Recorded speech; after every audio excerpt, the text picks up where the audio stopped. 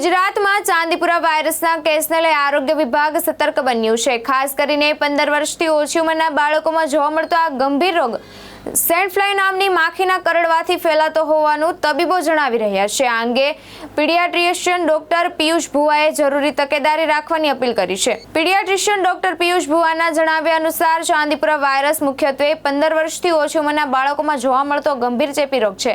આ રોગ send fly નામની માખીના કરડવાથી ફેલાય છે। ડોક્ટરના જણાવ્યા મુજબ ચાંદીપુરા વાયરસના મુખ્ય લક્ષણોમાં અચાનક ઊંચો તાવ આવવો, માથાનો ભારે દુખાવો, ઉલટી થવી, આંચકી આવવી, બેભાન થઈ જવું અથવા લકવાના લક્ષણો જોવા મળી શકે છે। તેમણે વાલીઓ અને બાળકોને પૂરા કપડાં પહેરાવવા, મચ્છર અને માખીથી બચવા માટે રિપેલન્ટ ક્રીમનો ઉપયોગ કરવામાં, ઘરની આસપાસ ગંદકી અને પાણી ભરવા ન દેવા તેમજ કોઈપણ લક્ષણો દેખાય તો તાત્કાલિક નજીકની હોસ્પિટલનો સંપર્ક કરવાની સલાહ આપી છે। અત્યારે જે ચાંદીપુરા વાયરસના જે કેસ જોવા મળે છે એ મોસ્ટલી 9 મહિનાથી લઈને 14 વર્ષ સુધીના બાળકોમાં જોવા મળી રહ્યા છે। એમાં તો સૌથી વધારે તો આપણને સિમ્પટમ્સ કહીએ તો એમાં સૌથી વધારે તાવ છે, પછી વોમિટિંગ થવી, વીકનેસ આવવી, બાળક ઢીલું પડી જવું અને વધારે પડતા સિવિયર કેસમાં ખેંચ આવવી અને ARDS એટલે કે શ્વાસમાં તકલીફ પડવી અને વધારે પડતા કેસમાં ગંભીર કેસમાં બાળક વેન્ટિલેટર પર પણ જવાની શક્યતા હોય છે। કેટલી તકેદારીઓ રાખવી જરૂરી છે?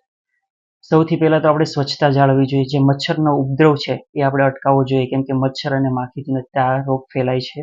એટલે ફૂલ બાયના કપડાં પહેરાવવા જોઈએ।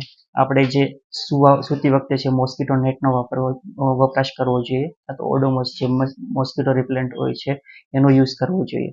ખાસ કરીને સ્વચ્છતા જાળવીએ તો આમાં આપણે ખાસ એવી સફળતા મેળવી શકીએ એમ છે। અને વાલીઓ તકેદારી રાખવામાં તો જો પણ નાની અમથી સિમ્પટમ્સ આપણને દેખાય, જેમ કે તાવ, વીકનેસ, વોમિટિંગ, એવું કંઈ નાનું અમથું બી આપણને સિમ્પટમ્સ દેખાય તો તરત જ નજીકના પીડિયાટ્રિશિયન કાં તો ડૉક્ટરની સલાહ લેવી જોઈએ। ભાવેશ ઉપાધ્યાય, દ્રષ્ટિકોણ ન્યૂઝ, સુરત।